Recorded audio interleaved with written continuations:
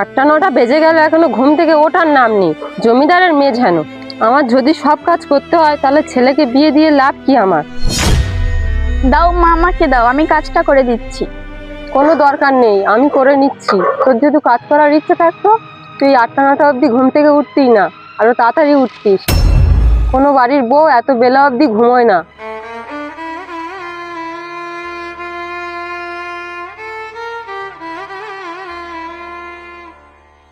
কি হলো, তুমি চলে আসো কেন?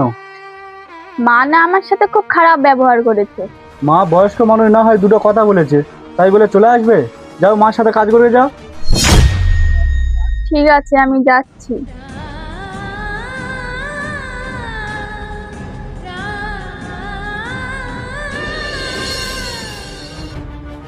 ঘরটা ঝাড়ু দিতে হবে সেটাও কি শিখিয়ে দেবো? মার থেকে কিছু শিখে আসুনি? ঠিক আছে মা, আমি এক্ষুনি ঝাড়ু দিয়ে দিচ্ছি।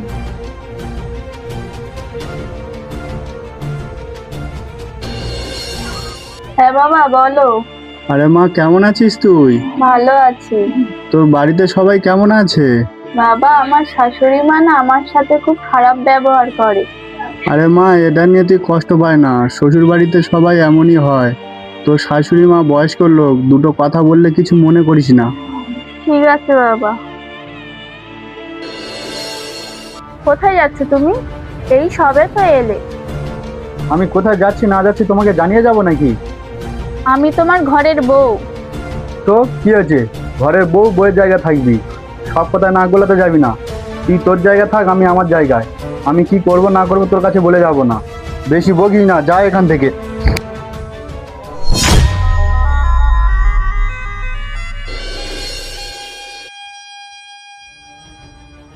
সবে আসার সময় হলো?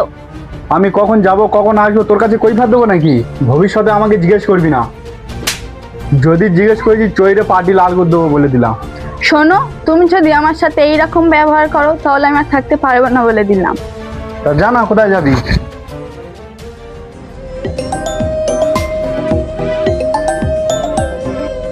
হ্যাঁ বাবা, বলো। জানো, তোমার জামাই আজকে আমার গায়ে হাত তুলেছে। আরে মা, প্রতিটা বাড়িতে স্বামী স্ত্রী একটু ঝগড়া হয়, তুই একটু ম্যানেজ করে চল। একটু কিছু তো ভুল হলে গায়ে হাত তোলে, কত আর ম্যানেজ করব। এখন তো শুনছো না, যখন আমি মরে যাব তখন বুঝবে।